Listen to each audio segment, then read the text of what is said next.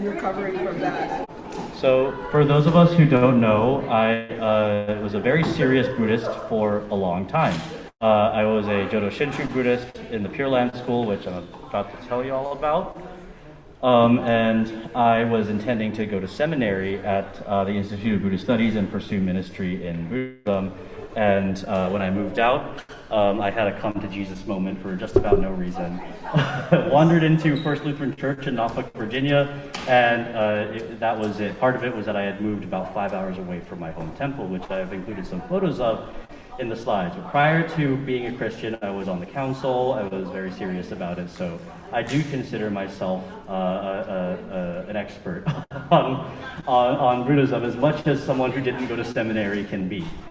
So I'm happy to tell y'all about what Buddhism is, and about what it kind of looks like globally, what it looks like, sounds like, and especially kind of the basic core parts of what Buddhism is. So first, let's talk about what is Buddhism. Is it a philosophy? Is it a way of life? Is it a religion? Yes, it is all of those things. I think there's this misconception that Buddhism is one of those things, but it is a very diverse religion that has a lot of interesting expressions, and it's very much a religion.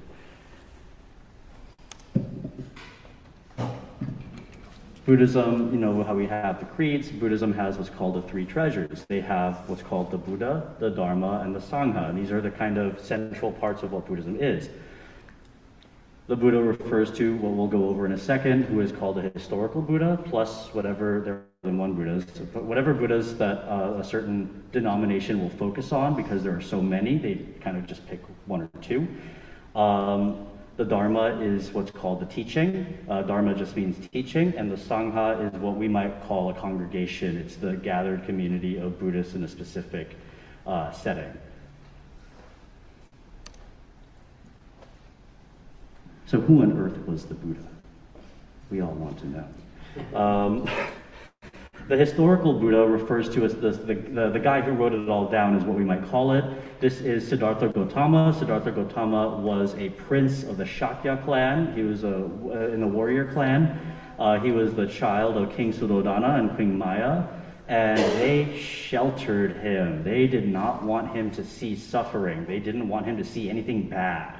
So if a servant got sick, they just kind of shuttled him away. If someone was growing old, they were like, you got to go somewhere else. So they made sure that he did not see any suffering when he was growing up. There's a problem with this. One day, young Prince Siddhartha sees a bird, a little tiny bird, eat a worm. And he's like, dang, that worm just died. They didn't know what death was, so he was like, that's crazy. And then he sees a hawk swoop down and eat the bird. He's like, that's crazy. And he learned in that moment that to live, living things have to kill and eat other living things. Bear in mind, in Asian religion, we kind of consider everything to be a living thing. So plants count as living things, right? In some Asian religions, you'll count rocks as living things, buildings as living things. So all things kind of have this life essence in them. And he realized that you have to kill something to live. And he was like, that's crazy. I got to figure out what this is all about, because I've never heard of this thing. So he starts leaving the palace. He starts sneaking out. And the story goes is that he sneaks out the eastern gate, and he sees an old man. He's like, he doesn't know what it is, though. He's never seen an old man before. He's like, what the heck's wrong with that guy? He's all bent over and gray, and I've never seen anything like that. So he goes up to a villager. He's like, what's wrong with that guy? He's like, oh, he's old. Never seen an old man before? You're going to grow old, too. And he's like, yo, that's messed up. And then he gets caught and dragged back to the palace. And then he comes out the next gate, the southern gate. He sees a man who's like coughing and bent over, and he doesn't look good. And he asks the villager, I've never seen this before. What on earth is wrong with this guy? And the villager is like, oh, he's sick. You're going to get sick one day too. And he's like, yo, that's messed up. And then he gets caught and then dragged back to the palace.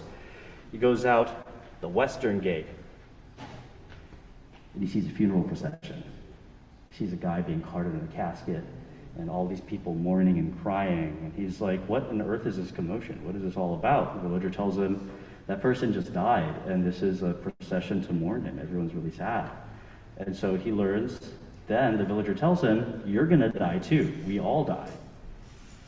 And he is so screwed up by this. He does not understand it. He wants to get to the bottom of what suffering is. And he wants to, he's just been introduced to this idea of suffering. He just wants to study it under a microscope and figure out what it is and how we can get out of it. And so finally, he leaves again for the last time. He leaves the northern gate, and he sees a monk, and he's like, that guy's got something going on. I want to do what that guy's doing, because he looks like he's figured it all out and figured out how not to suffer. So he vows to become a monk. For 6 years, they said he ate 1 grain of rice a day. He was a strict ascetic. He did not allow himself food or pleasure or anything. And he was among this group where that was what they did, and that was how they tried to get out of suffering. And 6 years later, he's like, this is not it. This sucks. I'm suffering.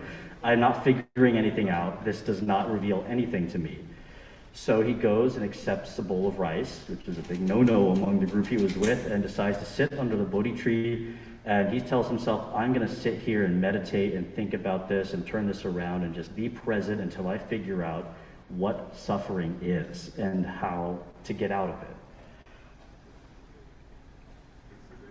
He doesn't sit alone. Some guy comes up and tries to rob him. He just keeps meditating.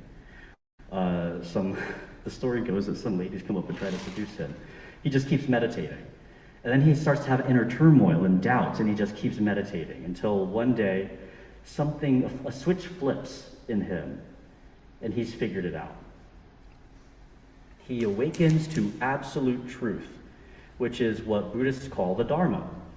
And when you awaken, when you realize what the truth of life and suffering is, you are called an awakened one. The word for that is Buddha. So he became a Buddha. One of many, but the one that we have written in history books. So we call him the historical Buddha. He is also called Shakyamuni Buddha, which refers to the sage of the Shakya clan, because that was the warrior clan he came from. So what did he realize? What was the nature of this the switch flipping in him that made him figure it all out? It's called the Dharma. So he's the one who wrote it down. And as we said, Dharma means teaching. So the first part that you should know is that the Buddhists believe in what's called interdependence. So one thing that he realized is that all things are connected. We're like this fisher net, right?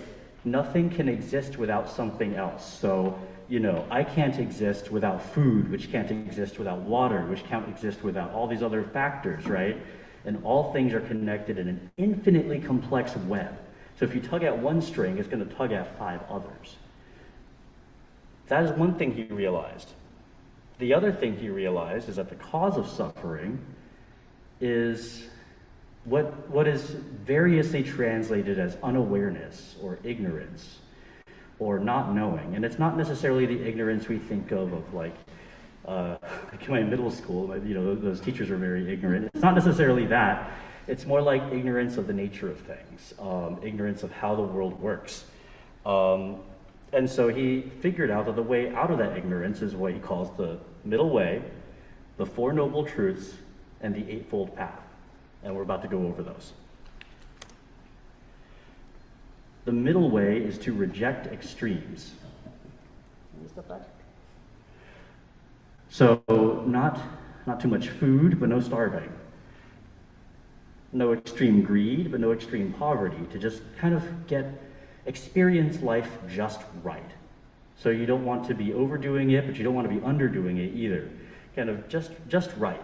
Keep this in mind. We're going to return to this. And then he came up with the Four Noble Truths, which is this idea that truth number 1, everybody suffers. It's a fact of life.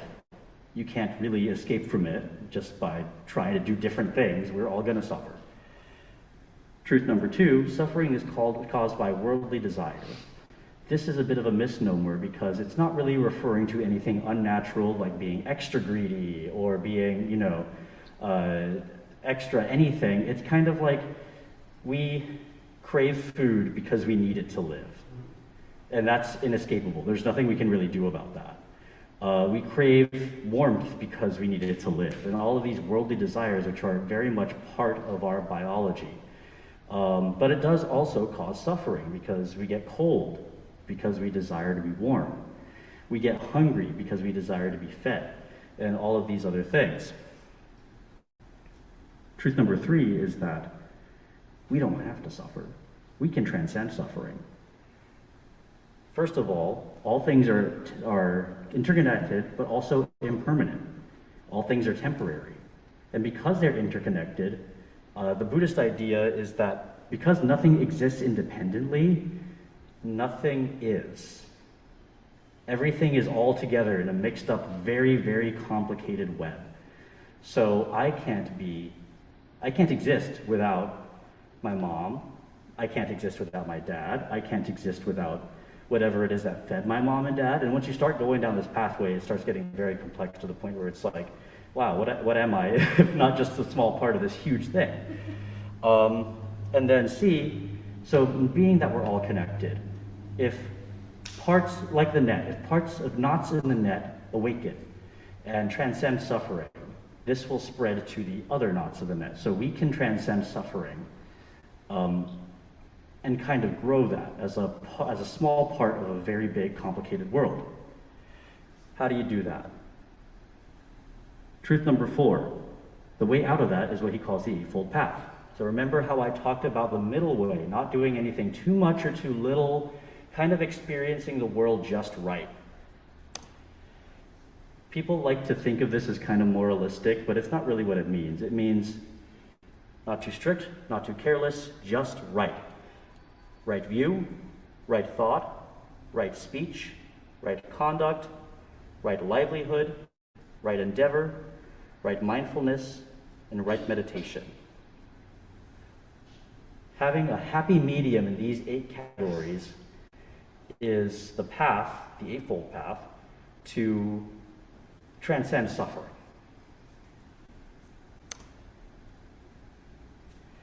So what happens when you transcend suffering? Do you just kind of, like Elijah ascending into heaven, do you just kind of like disappear from the earth, or what happens? Well, for the Buddha, something changed, and people noticed something different about him. Suddenly, people started running up to him and asking questions. He never had this before, even as a prince. People just kind of left him alone.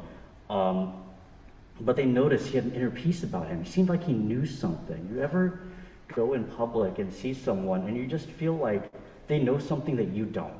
That is the feeling that he suddenly inspired among everybody around him. But personally, what he was experiencing was perfect inner peace. He knew the nature of suffering, and because he knew the nature of it, and because he kind of, figured out that he shouldn't starve himself, but he shouldn't overeat either, and that in every aspect of life, he was able to beat the worldly desires that we know are necessary in the world. I mean, he was still eating, obviously, but he was able to kind of transcend the suffering that comes with not having those things, but also the suffering that comes from overdoing it in these things. And the term for that phenomenon is Buddhahood. That is a Buddha. The idea is that all living things, which is, to some people, everything, rocks, chairs, buildings, have Buddhahood. And that is their inner nature, and they just have to realize it. And so when a Buddha dies, they don't re-enter the cycle of suffering, because the idea is that, and it's a little bit about reincarnation. It is contentious whether or not Buddhists believe in reincarnation. Not all of them do. The idea is that the Buddha used this as a metaphor to talk to a Hindu population who did believe in reincarnation. And to describe to them what he was talking about with nirvana, he said, life is suffering. You're born, you suffer, you die, you're reborn, you suffer, you die. It's called a cycle of suffering. when you attain Buddhahood and you die, you enter nirvana, which is kind of a perfectly enlightened world. I wouldn't quite say it's analogous to heaven, but it's a similar kind of concept. So where is this all written down? Do Buddhists have holy scriptures? A lot of textbooks and a lot of people who mean well will say no. The truth is that Buddhism has so many holy scriptures that it would take up this entire room. What Buddhists do is pick one or two kind of central stories from the library and kind of base their practice around it. So the scripture collection is called a Pali Canon. It is also referred to as a Tripitaka, which means three baskets. And so the scriptures are kind of divided into three categories. The first, the Vinaya Pitaka, is kind of the discipline basket, is rules and regulations for monastic communities. Early Buddhism was all about becoming a monk, but not doing it crazy style and starving yourself, but living a very balanced life in seclusion. And it soon, eventually it kind of evolved out of that. So this was rules for the monks, kind of like the rule of Benedict or the rule of, we have similar things, right? The Sutra Pitaka, which is the sayings basket, this would be his sermons or his fables, or basically how he explained the concepts, which he used very different words to describe the concepts he discovered to very different people. So like I said, how some Buddhists believe in reincarnation, but some don't, the theory is that that was just a way that he was describing the ideas to Hindu people who believed in reincarnation. And the last one is the Abhidhamma Pitaka, which is kind of what we might think of as theology and philosophy. This collection of books kind of covers that stuff. Again, this middle section, the sayings, the sermons, most sects will pick like 2 or 3 and base their entire practice around it, because 2 or 3 is about the length of the Bible. And, you really can't pick more than that, but also they're all very different paths to the top of the mountain is the metaphor that Buddhists use. They're all very different ways to get there. And the idea is that some is right for some people, some is wrong for some people. So Buddhists have this kind of plurality of belief that like you can practice in many different ways, but they're all valid. This collection is so huge, it still hasn't been fully translated into English. I believe we are in 2026 only a third of the way through. It is a massive collection, and a lot of the sutras that haven't been translated are kind of central texts in very obscure denominations, so there hasn't been enough interest and expertise to translate the whole thing. We're still only a third of the way through. So let's talk about the Sangha, or the community. Buddhism is a very diverse religion. I would hesitate to call it the most diverse in the world, but it's very diverse. It's up there. Again, Buddhists believe that there are many ways to the top of the mountain. The metaphor I was given was you and your friends spread out on the beach, and it's at night and you're all pointing at the moon. Only one of those fingers is going to tell you where the moon actually is. Your buddy's finger all the way over there is not, it's not going to tell you where it is. Yours, which is you got pointed at the moon, tells you where it is. That is what they understand of religion, and specifically of sect or denomination, is that, this group of Buddhists does this, so that's kind of right for them. I mentioned monks. Some Buddhist groups have monks. Some of them don't. This is not really universal, but it kind of started from a monastic group of people would sequester themselves and live kind of very controlled lives in a good way. And eventually there were some splits, kind of like we have splits too, and that led to different groups practicing differently. The difference is in Buddhism, this is kind of very accepted.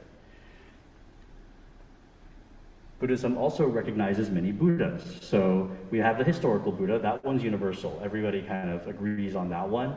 But then they'll focus on the stories of specific Buddhas. For example, of Avalokiteshvara, they'll focus on the story of Avalokiteshvara, or of Amida Buddha, who is also called Amitabha. You may have seen the fat guy. That's believed to be a Buddha, but that's not the historical Buddha. Hotai is his name. That came from Chinese mythology. And like how we have Protestantism and Catholicism and Orthodoxy, Buddhists also have kind of broad groupings, which chronologically speaking started with Theravada, then Mahayana, then Vajrayana. So they kind of have these three broad groups of denominations that kind of fall into one of these categories. We don't have to go into that today, it's a whole thing. But one example, which I'm going to give, is a Mahayana tradition, which means that they believe in what's called a bodhisattva. So as Lutherans, we have a lot in common with Jodo Shinshu, I'll put it that way. The idea is that you can stave off enlightenment. You can stave off actually getting there for the purpose of ushering other people there with you. The idea is that, like, you're in the desert and you're wandering and you're starving and thirsty. You suddenly see this building and there's a high up window, and you're thirsty, you're starving, but you climb up that window. You put every ounce of strength into climbing up to that window. You look in and you see an oasis, and you see food, and you see all this refreshing stuff that you really need. And the Mahayana tradition believes that instead of jumping in and becoming a Buddha, you kind of call your buddies over, and that would be what is called a bodhisattva. Someone who is at the cusp of Buddhahood but staves it off, ignores it, and kind of tries to get everybody there to where they're at. So this is one of those schools. Jodo Shinshu is what's called a Pure Land school of Buddhism. It is founded, does everyone remember Martin Luther? Remember how he was an Augustinian monk and he was kind of unhappy with how things went? And so he's kind of delved into the scriptures and figured out a way that made sense, because what was happening did not make sense. And so he kind of publicized it, and instead of changing Catholicism was like, no, get out. And he unintentionally inspired a ton of people to kind of take agency for themselves, you know, translate the Bible into vernacular and spread salvation in a way that it had not been spread before. This is a very similar story. Shinran Shonin was a Tendai monk of a kind of very strict esoteric school, and he was the best monk there was. He was just top of the class, studied so hard, meditated so hard, did all these things, and he was not getting it. It's like, this is obviously not working. Something is wrong. So he delved into the Pali Canon to find a path that made sense. And what he found was the three Pure Land Sutras, which is the story of Amida Buddha. I don't really need to get into the story, but the idea is that Amida Buddha was originally a bodhisattva named Dharmakara. And he said, this is the most important one he said a bunch of vows and said, if I don't attain these vows, I'm not going to become a Buddha. And one of those vows, which is called the 18th vow, said, if all beings in all 10 directions, which is the whole earth and the universe, don't attain Buddhahood, then I will not become a Buddha. And the story goes that he went to become Amida Buddha. This vow demonstrates that all beings will realize their Buddhahood and will transcend suffering and will kind of meet in perfect harmony at some point. So this introduces us to an idea called other power, which is the power of Amida Buddha's vow. We're all going to get there, is the idea, and that is very powerful. Versus self-power, which we might call good works. We kind of all agree that good works alone isn't how we get things done, is not how we achieve salvation, because Jesus kind of did that for us. So it's a very similar concept. The idea is trust in the power of the vow that all will become Buddhas, because we are imperfect and nobody can perfectly follow the Eightfold Path. If Shinran Shonin could not do it, he thought nobody could do it. This causes a revolution. Whoops. He brought nirvana to everybody, not just the monks, not just the educated, not just people who can read, but this brings enlightenment to everybody, and this caused a huge power problem with the state in Japan in the mid 1100s, 1200s. So how do these people practice? How do Jodo Shinshu Buddhists practice? Their practice is calling the name of Amida Buddha in gratitude. Their practice is gratitude. It's very similar to ours, where we have this great work that was done for us, this great gift that was given for us, and our jobs for us as Lutherans, for them as Buddhists, is to embody gratitude in the world for this great work that was done for us, which is, being good. So a Jodo Shinshu service might seem kind of similar to what we do. We'd start off with the entrance, which is usually someone at the piano playing a song. We talk about the three treasures. This is a kind of call and response, where they would say, I take refuge in the Buddha, I take refuge in the Dharma, I take refuge in the Sangha. There'll be a sutra chant where they chant one of the stories in, I believe it's technically in Chinese or Japanese pronunciation. I was told that if it sounds like gibberish to you, it sounds like gibberish to a Japanese person too. But it's Chinese with a Japanese pronunciation of one of the stories that, one of the Pure Land Sutras that this denomination is based on. There will be a dharma, what we call a sermon, a hymn, which Buddhists call a gatha, dana, which is giving, like how we do offering. It's the exact same thing. It's to keep the temple running. Then you'll offer incense as kind of a gesture of goodwill. A lot of Christians still do that. Announcements. We have a potluck coming up. A Bon Festival, our big fundraiser, is coming up. And talk to so-and-so if you have any questions, and then the dismissal. This is a picture of a Koji Buddhist church. This was, a Koji Buddhist temple. This was where I went every Sunday in Burke, Virginia, Northern Virginia. This is kind of how we have the cross up on the altar. They will have what's called a butsudan, which will have light, flowers, water, probably in there, rice, probably not seen, food, incense, and bells, which is in a koji, it's like right over here, all surrounding a central scroll or a statue of the Nembutsu or a depiction of Amida Buddha. So this is a scroll of the Nembutsu. It says Namo Amida Butsu. It is calling the name of Amida Buddha. We might call that Protestantism for Buddhists.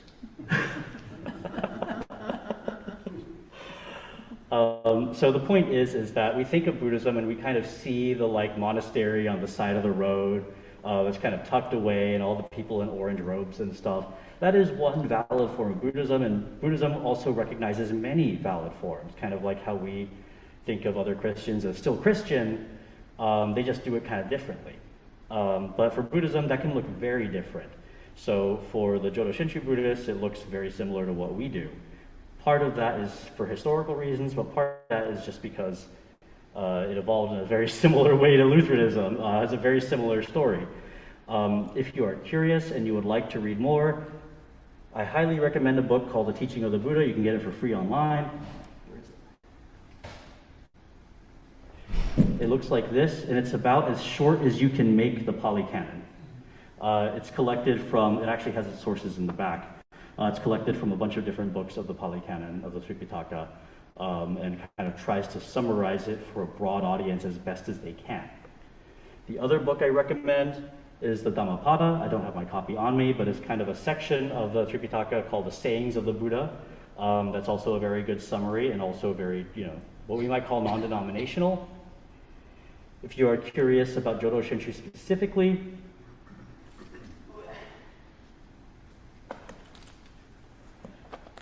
this was put out by the head temple in Japan. It's called Jodo Shinshu, a guide.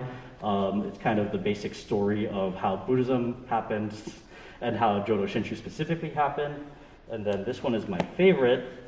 I think it's out of print, but I think you can still find it pretty cheap. It's called Ocean. It is an introduction to Jodo Shinshu Buddhism by Reverend Dr. Ken Tanaka. I've had the pleasure of meeting him. He's a very smart guy. And it's kind of in a question and answer format, so it's written very naturalistically. So you're reading something and you think, oh, I wonder about this thing that he just said? And then he answers it in the next paragraph. But basically, Buddhism is a very rich philosophical tradition, way of life, and religion, with a lot of diverse practices, and with a hidden but large presence in America.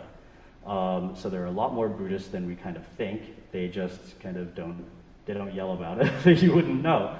But if you're curious to see a service, New York Buddhist Church, where I once gave a seminar speech there, is in the Upper West Side, and they meet every Sunday. If you ever want to check it out, I highly recommend going. One thing that they do have, because it is considered polite, it's kind of like how we take off our hats in church. They want you to take off your shoes, and they'll have a bunch of these onenju, which are called prayer beads, and the idea is that it's just polite to have one on you to remember the three treasures: the Buddha, the Dharma, and the Sangha. And that's it. That's as quick as I could do it.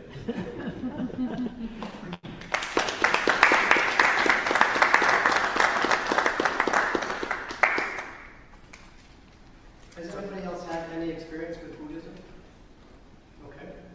I worked in a temple, a Buddhist monastery at the top of a hill on Meads Mountain Road in Woodstock, New York for 3 years. I didn't attend the services, but I was a volunteer in the bookstore for a while, and I met a lot of lamas. I cooked in the kitchen for the lamas' lunches. They had a huge kitchen. It was a huge monastery. And I practiced with my boyfriend, very deep practice for about, I'd say 4 or 5 years. And it was very helpful to me, very educational and very helpful. So. What made you leave? Like, what converted you to Lutheranism? Part of it was that I lived now 5 hours from my temple, and there's not kind of a lot of, I did mention there's a hidden presence, but there's not a lot of Jodo Shinshu temples in America. Most of them are on the West Coast with the Japanese kind of diaspora. And I just kind of had a little bit of a crisis of faith, mostly because I was just away from the temple, and I wandered into First Lutheran on Colley Avenue, and I liked what I saw. It was at that point in my life, a different finger pointing to the moon was right for me. Is I think just about the only way I can put it. I still have a ton of respect for Jodo Shinshu Buddhism. In fact, when friends of mine have religious crises, I kind of tell them, like, you could go into a church, or you could try Jodo Shinshu. It might fit better. Just look around and know that you have a ton of options. Was it just easier to understand being Lutheran versus Buddhism is too complex and too daunting? Not at all. At this point, I was an expert in Buddhism. I just had it was just kind of like a personal, a lot of hard stuff was happening in my life, and it just kind of caused a change in me, I guess. I wouldn't put any judgment like it was better or worse. It was just that I had a different life. I came out a different person, and I kind of wanted the change of scenery. You still consider yourself a Buddhist? Not really. In a way. Excuse me. Have you spoken anything, maybe I didn't hear you, about the temple about a half an hour from here in Mahopac, Route 301, where the Buddha is as high as this ceiling here? Carmel, right? Is that what you're speaking of? In Carmel? Yes, Carmel. It's not the same one, but I know that. I've been to that one. That is a wonderful place to go and visit. We ought to get together, all of us, and go there and see it. It's well worth seeing. Is it still active? Is it still an active temple? I'm sorry. Is it still an active temple? Is it still there? An active temple? Like Yes, it's humongous. What do you call it? I mean, beautiful grounds and a library with books. You were speaking about books on the lower level from thousands of years ago, all about Buddhism. I didn't know about that one, and the reason why is because a lot of Buddhist temples, especially monasteries, but especially Japanese Buddhist temples. So I mentioned New York Buddhist Church. Why is it called a church? Well, a lot of temples that ended up in America kind of operate very discreetly and kind of don't like publicizing their presence because of discrimination. But this is the only Buddha that is so humongous in this country. I believe it. I haven't seen it. I don't go up to Neopak, but I'll check it out. Obviously. I'll check it out. You know what I'm talking about? I was there when the head was off of the body. They were putting the head on giant Buddha.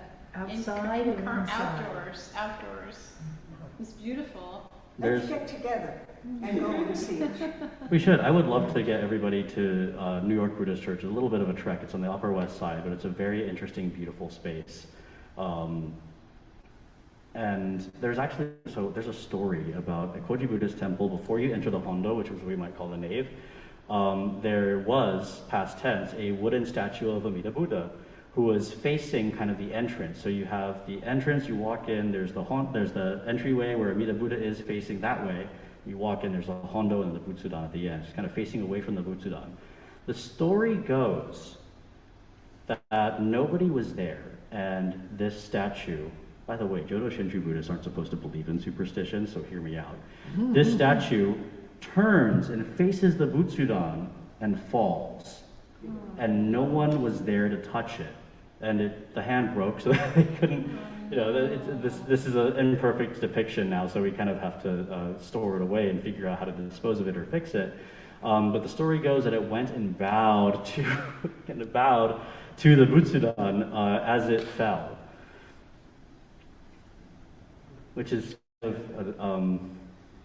out. It's right. It's far out.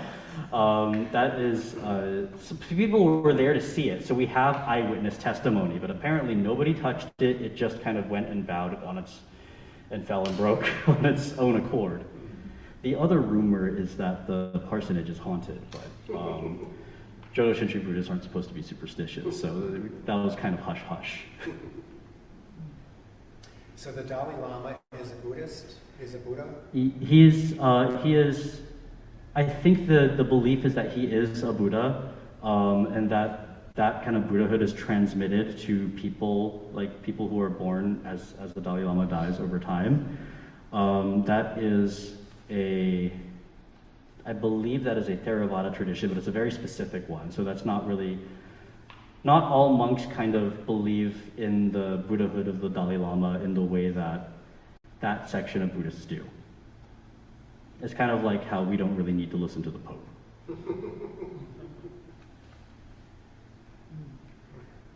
And what language was this originally in? Vietnamese, or going way back when Buddhism started? What language? Sanskrit. It's all in Sanskrit. So if I went to Institute of Buddhist Studies and went to seminary, I would be required to learn Sanskrit in addition to another liturgical language, which would have been, it could be Thai, it could be Japanese, it could be any other, but Sanskrit was required, kind of like how for Christian clergy, you have to learn Greek. So there's a Buddhist monk who was very close to Martin Luther King, Thich Nhat Hanh, Yeah. and he wrote a lot of books that have become pretty popular in the United States. And Thomas Merton had a lot of connections to Buddhism as well. So there have been people like Martin Luther King and Thomas Merton who, especially because of the Vietnam War, they thought it was important to bridge those differences and to create some understanding. Vietnamese Buddhism has a very rich monastic tradition. They're very monk-centered, so like the practice is all around like, oh, these monks are doing the work, so I'm going to support them, and then maybe I'll be reborn as someone who becomes a monk. And so those monks, they kind of study all day, kind of like the way that our monks do. And they are the foremost experts in countries where that's an important practice on Buddhism there. And so during the Vietnam War, as you know, they were kind of the most outspoken about the atrocities of war in general, and what was happening around them. There is a journal called the Journal of Buddhist Christian Studies. It comes out of the University of Hawaii, and it's all about kind of the similarities and differences, how we can kind of counterpose Buddhist practices, very broad Buddhist practices, not just specific ones, with very broad Christian practices and what's similar and what's different. I actually am planning to donate my copies because I've read them. I don't need them anymore. Just want to have them around. But the main difference is that Christianity, you worship God. Right. There's no central figure that's worshipped in Buddhism, right? This is contentious. So Buddhists really don't worship, that's not what the practice is. But there are some exceptions. So I was talking about Jodo Shinshu Buddhism. That central authority in America is called Buddhist Churches in America. There is also a mission in Hawaii, which kind of arose separately.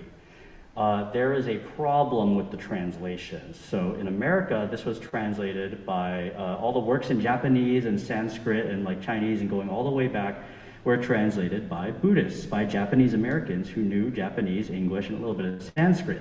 In Hawaii, the people who were translating the works into English were Catholic monks. And so Jodo Shinshu Buddhists don't pray. Some Buddhists do, but Jodo Shinshu Buddhists don't pray. You're not actually allowed to practice petitionary prayer. You're supposed to practice gratitude. You don't want to ask for things and beg for things. You want to express gratitude for what you have, right? and kind of center that practice around your life. But in Hawaii, this is still Jodo Shinshu Buddhism. This is the same denomination. In Hawaii, they pray to Lord Buddha because it was translated by Catholics. That was the words they knew. And so they do worship. They do think of it in the word worship. Other Buddhists don't necessarily. So it's kind of, again, it's a very diverse religion. So there are some people who think of it as worship. I think some of the Theravada traditions do think of it as worshiping Buddha. I had a friend who wore a little Buddha necklace for protection, and she prayed to it. And I as a Jodo Shinshu Buddhist, was like, well, that's crazy. But she was Lao Buddhist. That's a very old tradition. So it's just very, very diverse. I think like the hard thing to explain is that if we walk into an Orthodox church, you might not know what you're experiencing, but if you read the text, you might kind of get the similarities. That's not really an experience in Buddhism. When you walk into a different denomination's temple, you're in for a completely different ride. So you were born in England? Yes. And were you in any religious tradition growing up? I wanted to go to church, but my dad didn't trust the Church of England. It's like that's a government church. I don't trust that. So you didn't have any religious experiences? No. No. Not until I moved to the States when I became a Buddhist. Do the different statues of Buddhas mean there's different sects of Buddhism, like the sleeping Buddha, the sitting Buddha, the laying Buddha? We went to Vietnam and there are all these different Buddhas. They actually refer to different people a lot of the time. So a lot of the time it's the historical Buddha, Siddhartha Gautama, Shakyamuni Buddha, right? The guy who wrote it down. But like how Catholicism has saints, and we think of these different important people as Lutherans think of them as being important. Catholics think of them as something entirely different. They have different Buddhas that they focus on. And so a lot of the times you'll actually be looking at, and it's not immediately easy to tell who you're looking at, but a lot of the times you're looking at entirely different figures. So the statue I talked about that fell and bowed to the altar, that was a statue of Amida Buddha. That wasn't the historical guy that we are fairly certain existed. That referred to a very specific kind of religious figure. But another statue might be of Avalokiteshvara, or the statue of the fat guy is Hotai. And so when you see these different depictions, the laying Buddha, I believe, is the historical Buddha. They have kind of different archetypal poses. Christians do too, we just don't really talk about it, but they have poses that are important and have symbolism in depictions. But a lot of the Buddha statues are just completely different guys. Well, thank Cam for being here with us today. Oh, very nice. Thank you, Cam. It's wonderful. I want to thank Missy for being with us from 9:30 this morning. Oh, Missy. Thank you, Cam, very much.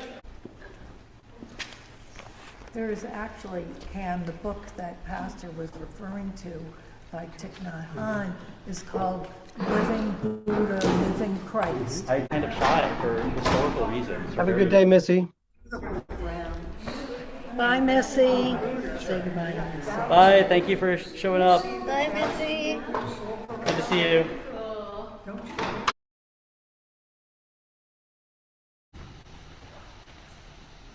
A reading from Paul's letters to the Romans, the 6th chapter. Do not let sin reign in your mortal bodies so that you obey their desires.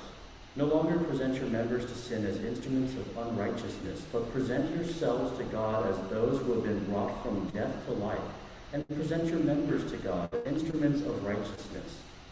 For sin will have no dominion over you, since you are not under law, but under grace. What then? Should we sin because we are not under law, but under grace? By no means. Do you not know that if you present yourselves to anyone as obedient slaves, you are slaves of the one whom you obey, either of sin, which leads to death, or of obedience, which leads to righteousness? But thanks be to God that you who were slaves of sin have become obedient from the heart to the form of the teaching to which you were entrusted, and that you, having been set free from sin, have become enslaved to righteousness. I am speaking in human terms because of your limitations.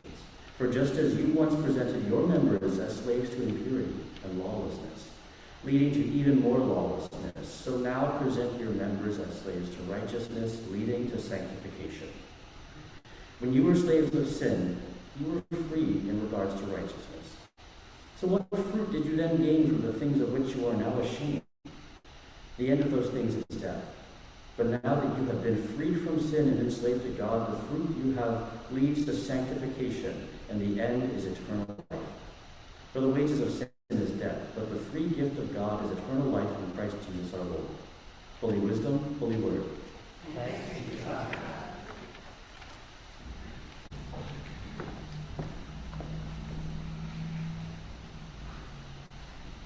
Following our theme about freedom and America's 250th anniversary, I have coincidentally prepared a sermon about freedom. But let's talk about orders. I'm not great at following orders. Instead of trying and getting it less than perfect, I tend not to try at all. Part of this is that I want to do the right thing, but I want to do it really well, or I'd rather just not do it. This problem goes way back. In middle school, some 20 years ago, my teachers would explain to my parents, again and again, that they know I would do great if I just turned my homework in. Not perfect, not even finished, that's how bad it was. Just something instead of nothing. But I was new to America, and there was a problem with my homework. Bear in mind, just a year prior, in the United Kingdom, I was in an English school studying gay rights and the AIDS crisis as a 12-year-old. Then, a year later, I was in a Northern Virginia middle school at 13, wanting to write about the experiences of being gay and being told that I'm not allowed to write about being gay. I'm not allowed to write gay marriage or anything about the experience. I'm not allowed to write about anything gay at all. It's too controversial. Pick something else. There are many topics I could have written about, but I didn't want to accept that my life, my existence, was too controversial. Something else wasn't good enough. The Spirit was saying something, but I didn't know what. So I just didn't write. One day, with my following grades, I had a free session with a tutor. We got to talking, and he figured out quickly that I had no problem understanding the work. I was just refusing to do it. He was active in the civil rights movement in the 1970s and 1980s, and he told me that he faced similar dilemmas. Do it perfectly, with perfect moral righteousness, or not at all. The problem with this was that the world as he knew it was imperfect and unjust, and there was no doing it perfectly. So he gave me some advice, and the advice he gave me shocked me. He said, just do what you're told. Just jump through the hoops, follow the rules. Because he said, as an adult, I'll have much more freedom, and then I can really make a change. But he said I had to wait until I was an adult. He's going to be so mad. I heard him, but I wasn't listening. I didn't have a reason to listen. Over the years, I've heard all sorts of good advice meant for me to take hold of it and succeed. Parts of it I might repeat today to a child in a similar situation. Parts of it were besting more. My teachers used to tell me that if I just followed directions just enough to graduate, I can get to college, where people like me tend to do a lot better with a little more freedom. To their credit, this was at least half good advice, but it didn't get me to listen. I've always been stubborn. I needed to be given a really, really good reason. The ability to choose to listen, to have the freedom of choice, to not just do the right thing, but to do it at all, even if imperfectly. As it turns out, this was a gift I hadn't yet received. It is important for our understanding of how we relate to God that we know our faith and its many faces as a gift freely given. God gives us a lot of gifts, all of us. God gives us the gift of the resurrection, of Jesus going down to Hades and destroying death by death. God gives us the gift of baptism, those of us who have been so filled with the Spirit to seek it, or whose parents have lovingly done so on our behalf. God gives us the gift of the Holy Spirit and the gift of love that makes you act in the world. We also think of faith as a gift, one that you can't magically will into being. We didn't earn any of these gifts with our hard work, or our good behavior, or by following directions. That's why we think of them as gifts. Paul talks about this in Romans just before today's reading. We get the classic line in Romans 6, therefore we have been buried with him by baptism into death, so that, just as Christ was raised from the dead by the glory of the Father, so we too might walk in newness of life. This is a promise of a really good gift. So it seems a little unusual that he then immediately follows it to encourage us not to sin. He specifically says to present our members as obedient to righteousness rather than sin. He says this like it's a fork in the road and we have to pick the right direction or else. Faith, baptism, the saving work of the resurrection. These are gifts, right? We understand them as freely given, not earned. So why on earth is he telling us to choose? Why is he asking us, the people of God, who have been given these great gifts, who cannot hope to earn sanctification of our own right, to still strive to do the right thing? Paul describes to us two paths at this fork in the road: the path of embracing sin and death, the path of embracing righteousness and life. He is asking us to choose righteousness. This is confusing. If we still have to choose, what did grace do, if anything? If we are buried by baptism into death so we may walk in newness of life, why do I still have to choose to do the right thing? If grace is the gift, but there's still some kind of choice I have to make, what exactly is it? Grace is that gift that gives us the freedom to choose the right thing. Our works are a response to the freedom of grace. Grace gives us the freedom to choose in the first place. Grace opens our ears to the call of God to attend to the poor, the disabled, the widow, those who are oppressed, and all those in need.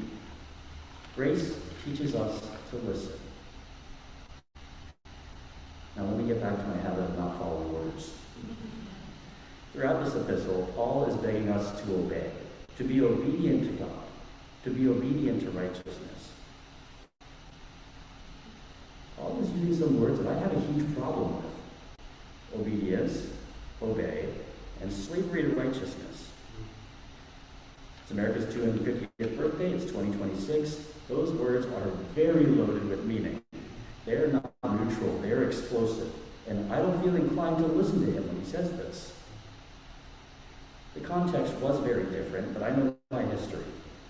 I'm not going to pretend that slavery was somehow more humane than Paul's time, so I'm not letting him off the hook.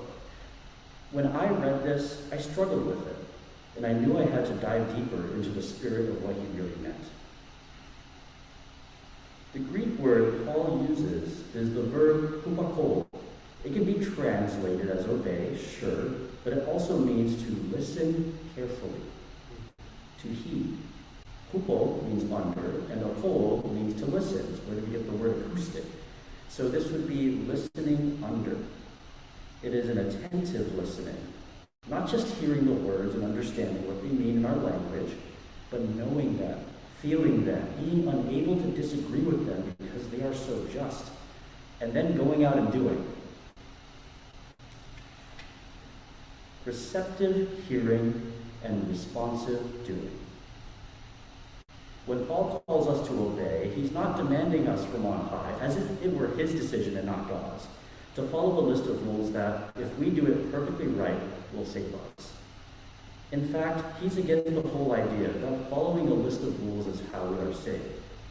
However, he tells us that we have received a gift to choose to listen to God, however imperfectly we might do that. He's telling us the window through which to see and hear God is now wide open. This freedom allows us, together, to become something very special. We always fall a little short. After all, nobody's perfect. But what matters is that we choose again and again to listen and then to do. The psalmist sings about walking in the light of the Lord's countenance. This is that walk, that exaltation, that shout for the righteousness of the Lord. Today the prophet Jeremiah states that as for the prophet who prophesies in peace, when the word of that prophet comes true, then it will be known that the Lord has truly sent the prophet. He says with absolute certainty that the sign of a prophet in our midst is the ushering in of peace in our actions in the world. They say that the church is the hands and feet of Christ. When we gather and deeply listen and go out and do, we embody God. It is by listening to what the head of the church, Christ, is saying that we can go and become Christ's presence in our community and make Christ visible and physically real in the world by doing Christ's work. By listening and doing according to the call of Christ around us, we become as Christ in the world, very real, present in the flesh. We gather and make Christ real among us. Because Christ destroyed death in his resurrection, this is the choice we now get to make, to bring Christ risen into our lives and into the world around us. But first, we need to listen and know what he wants us to do. It is not usually convenient to listen to God's call and follow it. Sometimes, to choose to nourish the freedom of the gift of grace is to choose inconvenience, difficulty, or pain. Sometimes it means to do the right thing imperfectly. Sometimes the reward we get for doing the right thing doesn't feel like a reward at all. Sometimes we even get into trouble for it. These are the times where it is difficult to choose. Paul isn't asking us to choose alone. He is asking us to listen to God and to choose to follow what God is asking of us. It doesn't matter whether we do it perfectly. What matters is that we try and we listen and we try again. By taking hold of this choice and taking ownership of the choice to be good in the world that God has freed us to be able to choose, by defeating death and allowing us to once and for all have the opportunity to choose life, we become the hands and feet of Christ Jesus. And we bring him very physically into the world by doing what he asks us to do, by feeding the poor, freeing the oppressed, and bringing God's will into reality by our own actions. This has nothing to do with being saved, but everything to do with making Christ's presence in the world real, with the words and actions Christ calls us to do. For those wondering, I did somehow manage to graduate middle school. But not without receiving the gift of listening and writing a lot of imperfect, unfinished papers in support of gay marriage and getting into a decent amount of trouble for it. Voltaire is known for saying, "Perfect is the enemy of good," and I finally got what he meant. This season of the time after Pentecost is all about not just getting the gift of the Spirit and the gift of grace, but having the freedom to choose what we do with it. This is a living practice that you can do every day. God is speaking to you all around. You can tell when Jesus is in the room because we can feel a lot of strong emotions. We can feel at any time called out or deeply reassured, confronted, uncomfortable, or spiritually comforted. God is speaking to you when your heart aches at injustice, when the news seems unbearable, when a friend reaches out, and when a well-meaning tutor gives some kind of imperfect advice on how to graduate middle school as quickly and as easily as possible. God also speaks to you in people on the street begging for help, in labor workers who give their bodies to build a better, safer world, in immigrants and refugees seeking a home in which to exist safely. Everywhere we are, whether we agree or not, God is speaking. When you receive the gift of listening, what is it that God is calling you to do?